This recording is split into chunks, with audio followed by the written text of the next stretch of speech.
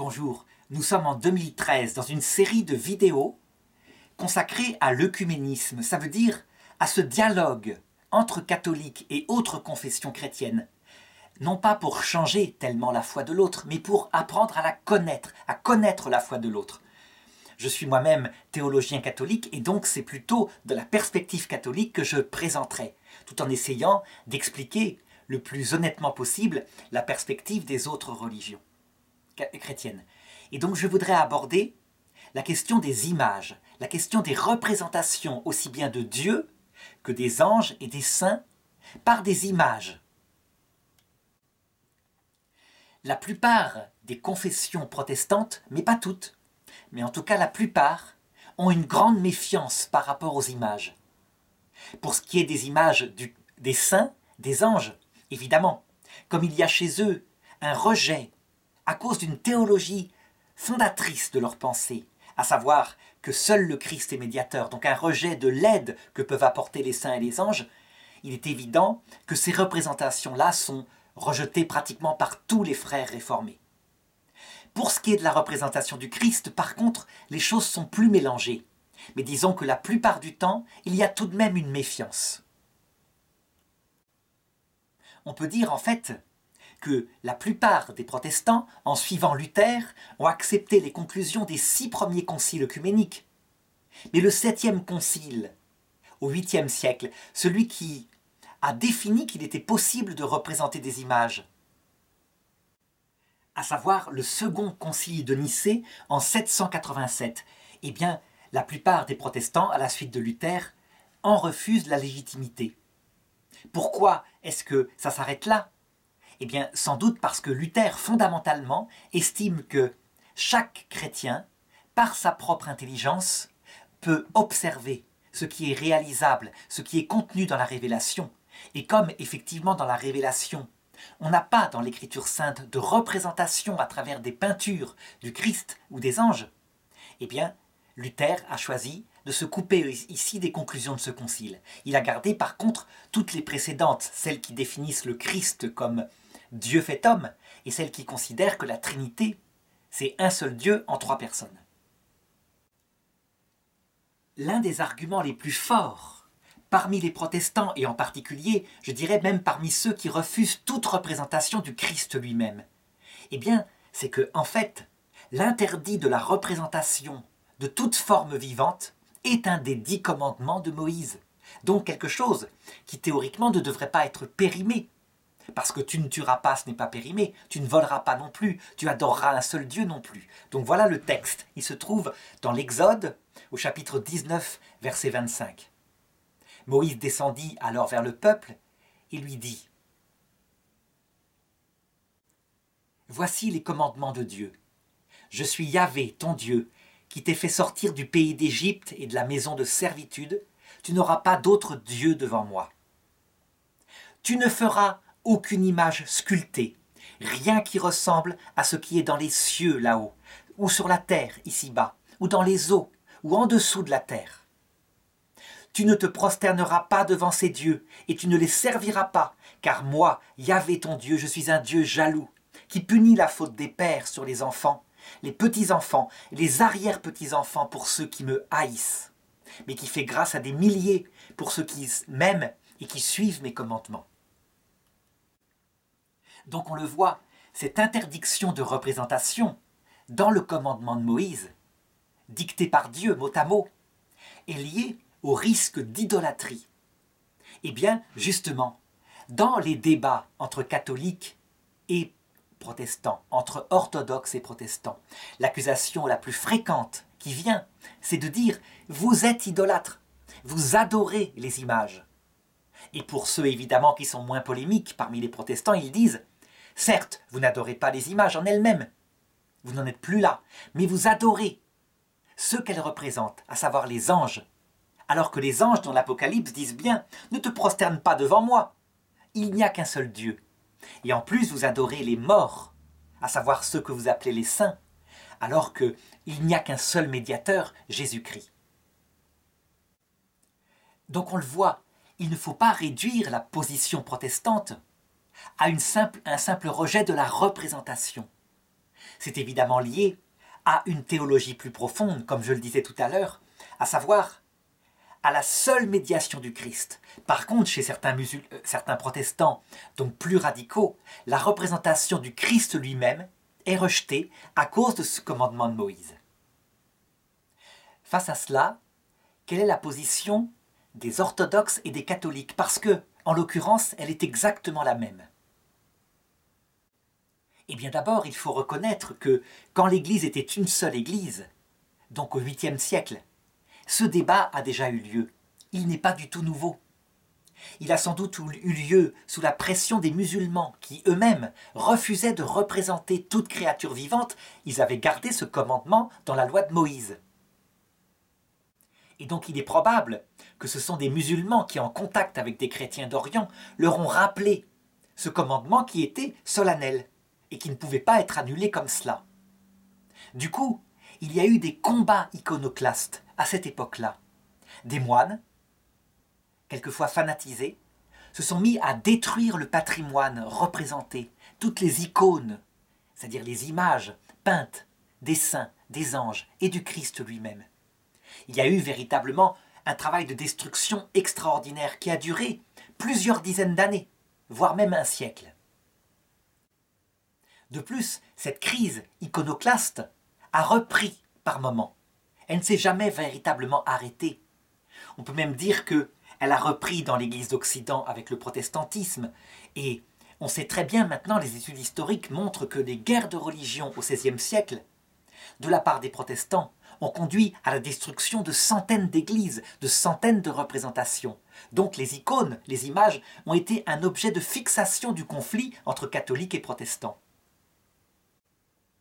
Quant à l'iconoclasme de la Révolution française, il est sans rapport, c'est une autre chose. Il s'agit là d'arracher le culte chrétien du cœur des gens. Alors, quelle va être la position qui finalement va s'imposer au deuxième concile de Nicée? Eh bien, c'est une position que l'Église catholique de l'époque va tirer de l'Évangile lui-même. Il s'agit d'un des apôtres. Il dit à Jésus « Montre-nous le Père, et cela nous suffit ».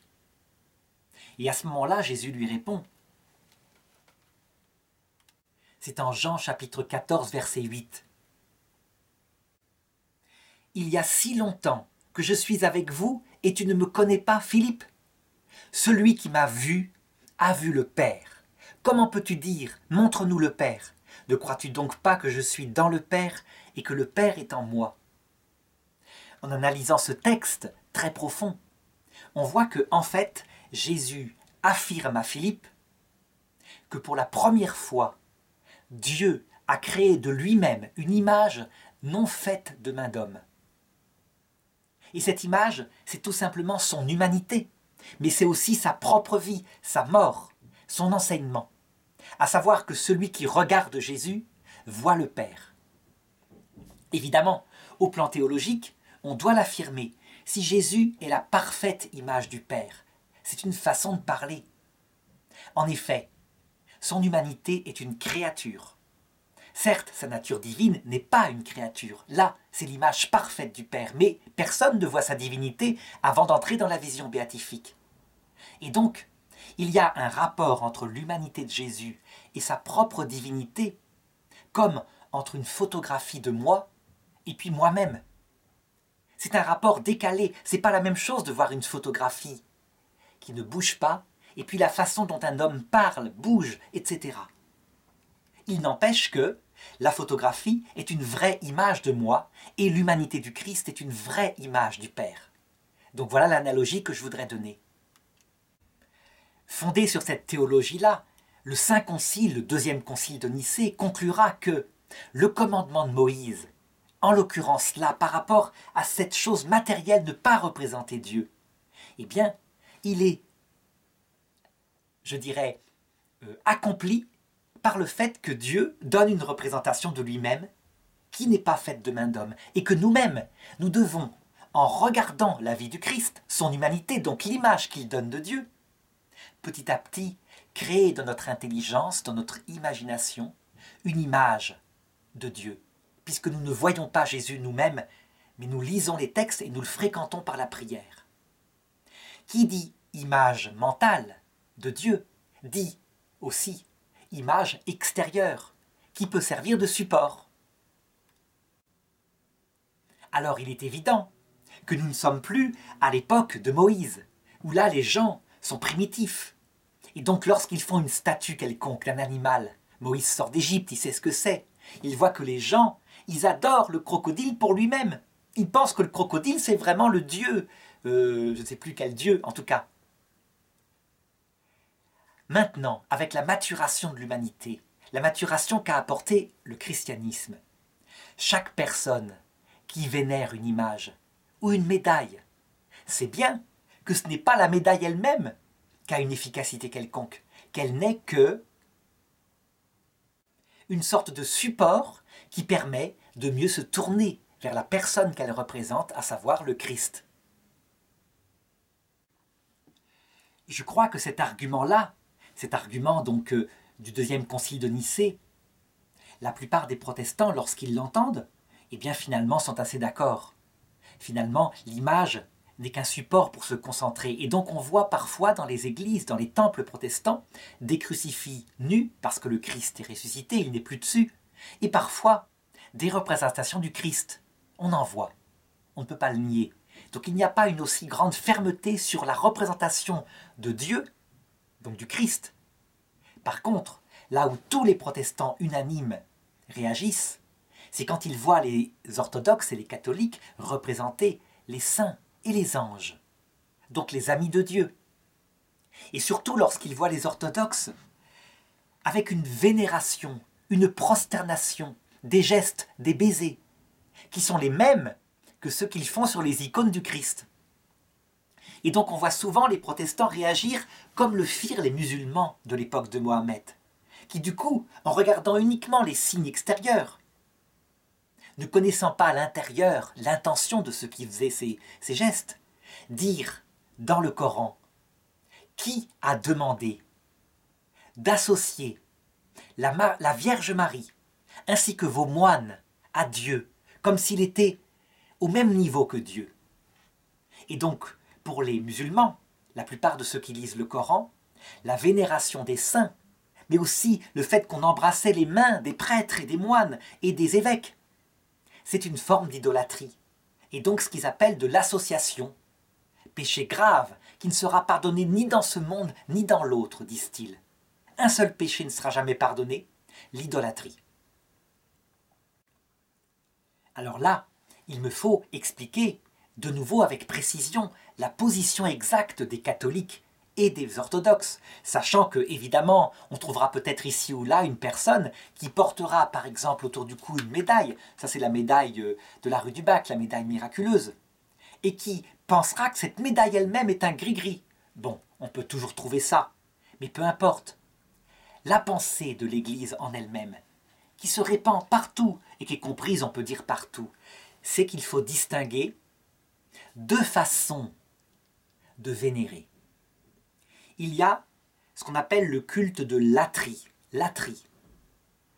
Il est réservé, dans le christianisme orthodoxe et catholique, au Christ, mais aussi au Père et aussi au Saint-Esprit, donc au Dieu unique sous trois personnes.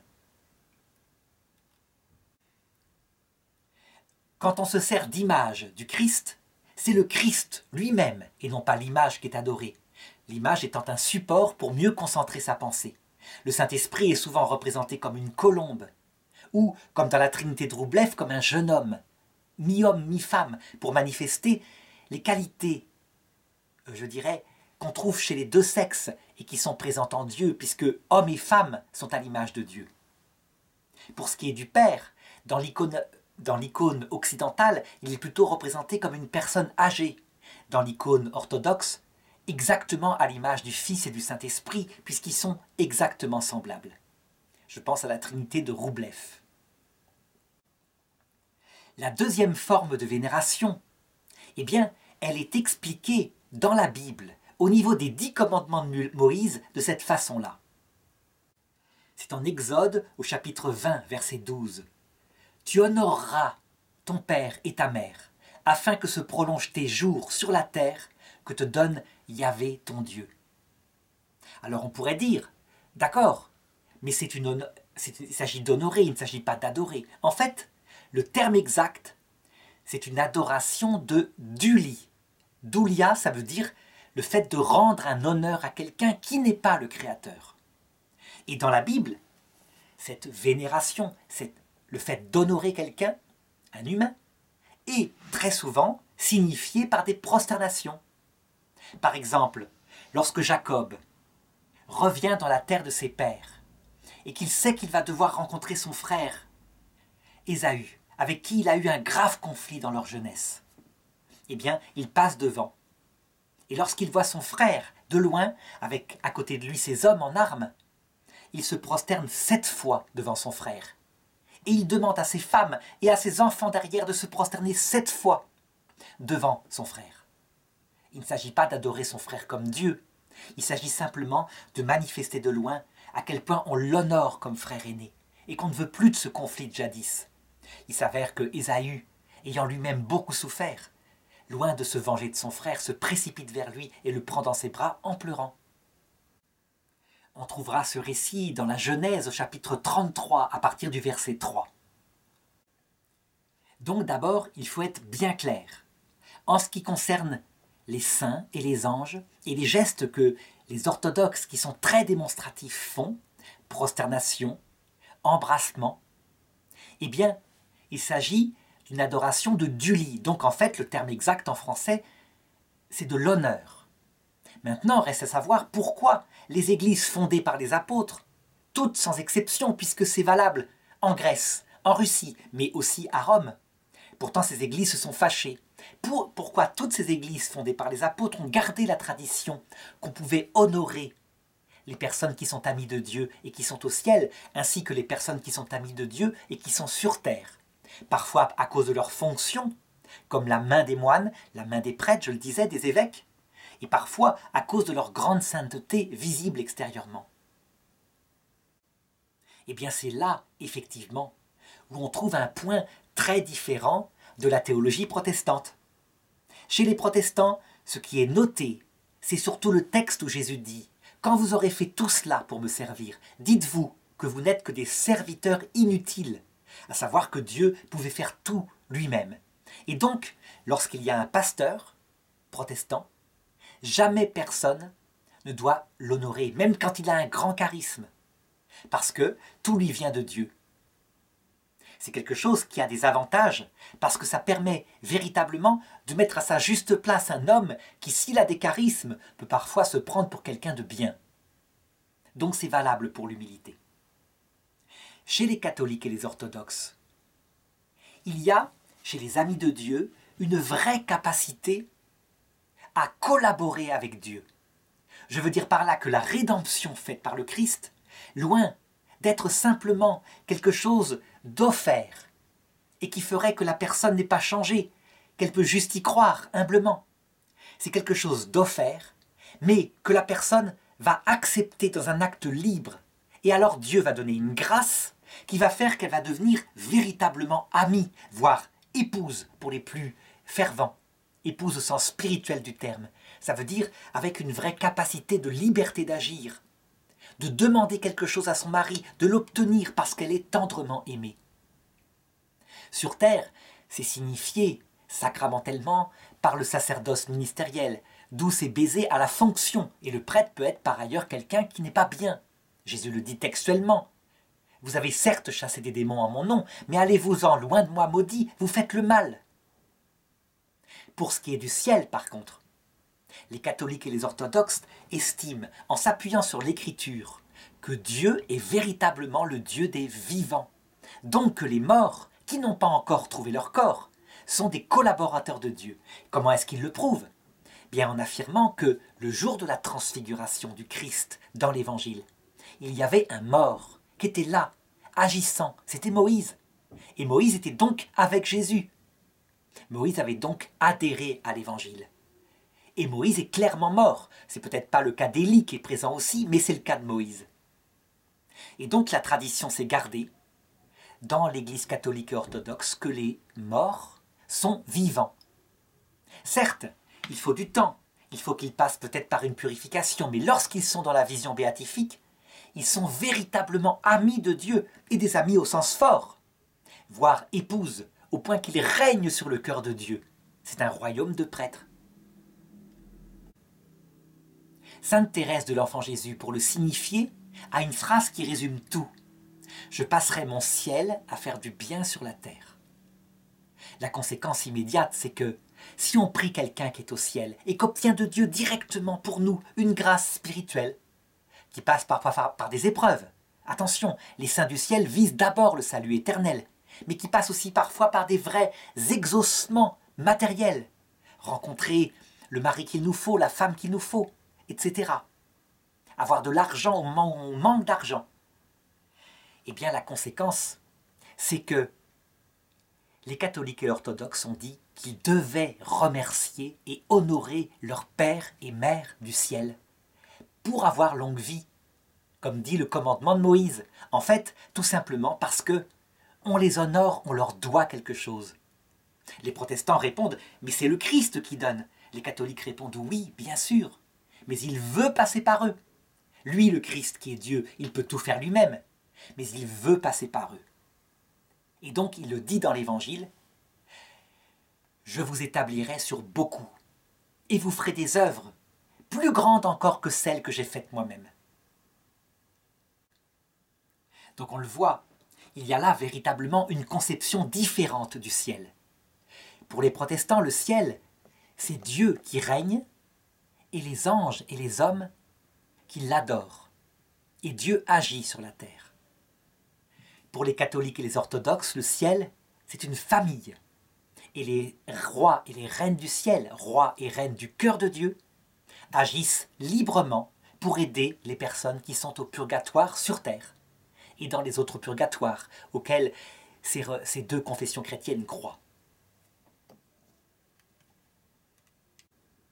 En fait, il se réalise véritablement cette parole de Jésus, « Tout ce que vous demanderez en mon nom, je le ferai. Tout ce que vous demanderez en mon nom. »